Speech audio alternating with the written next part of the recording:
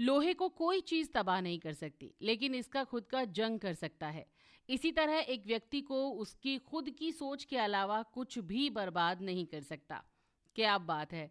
ये शब्द कहे हैं रतन टाटा जी ने, जो कि अब हम सबको छोड़कर जा चुके हैं।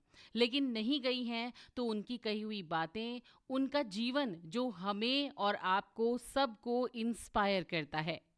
रतन टाटा जितने सरल दिखते थे उतने ही अंदर से मजबूत भी थे।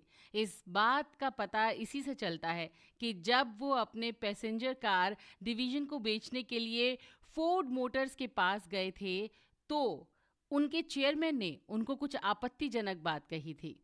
इस पर रतन टाटा ने क्या किया था, आज के इस पॉडकास्ट में यही जानेंगे। अगर आपको भी सुनना है तो पूरा पॉडकास्ट सुनना पड़ेगा। आरजे बबीता के यूट्यूब चैनल पर आपका स्वागत है। बॉलीवुड मेनिया लेकर मैं हाजिर हूँ। चलिए आज बात करते हैं रतन टाटा जी की, जिनकी बात पूरा देश, पूरा विश्व कर रहा है। तो एक बार क्या हुआ कि रतन टाटा अपनी पैसेंजर कार डिवीजन को बेचने के लिए फोर्ड मोटर्स के पास गए और उनके चेयरमैन ने उन्हें ये कहकर अपमानित कर दिया था कि तुम कुछ नहीं जानते हो। उन्होंने अपने इस अपमान का बदला कैसे लिया था, अपने आज के इस पॉडकास्ट में यही बताने वाली हूँ मैं आपको। टाटा सन्स के पूर्व चेयरमैन रतन टाटा का 9 अक्टूबर की रात को स्वर्गवास हो गया था और उन्होंने 86 साल की उम्र में मुंबई के बीच क्रैंडी हॉस्पिटल में अपनी अंतिम सांसें ली। लेकिन उनके जरिए किए गए कामों को लोग हमेशा याद करते हैं और हमेशा याद रखेंगे। वो जितने सरल थे उतने ही अंदर से मजबूत भी थे। अगर उन्होंने कोई काम सोच लिया कि ये मुझे करना है तो उसको पूरा कर कर ही दम लेते थे। और एक ऐसा ही किस्सा है फोर्ड कंपनी की जैगुआर लैंड रोवर के बिकने का। तो चलिए जानते हैं। ये बात 90 के दशक की है। उस समय टाटा सन्स के चेयरमैन रतन टाटा थे। उनके रहते हुए उन्होंने अपनी कार टाटा इंडिका बनाई। ये कार लोगों में काफ़ी ज़्यादा पॉपुलर हुई, लेकिन टाटा कारों की बिक्री उस हिसाब से नहीं कर पा रहे थे जैसे कि रतन टाटा ने सोचा था।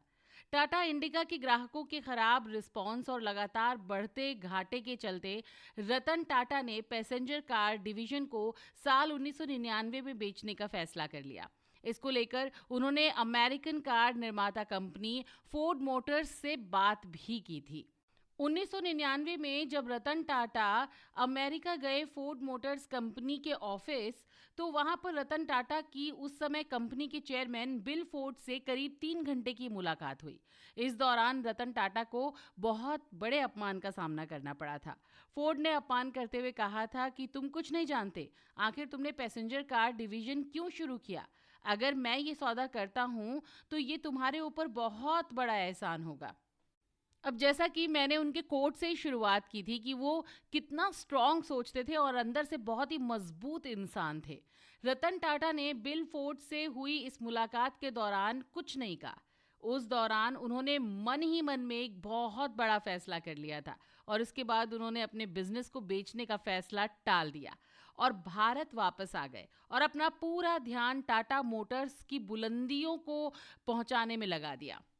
और कहते हैं ना दोस्तों कि समय बदलता है, ऐसे ही टाटा जी का भी समय बदला और उनके मुलाकात के करीब 9 साल के बाद यानी सन 2008 में कुछ ऐसा हुआ कि फोर्ड कंपनी बिकने की कगार पर पहुंच गई। फोर्ड की सब्सिडरी कंपनी जगुआर और लैंड रोवर साल 2008 की मंदी के बाद दिवालिया होने की कगार पर थी और उस समय टाटा मोटर्स ने इन दोनों कंपनियों को खरीद लिया था।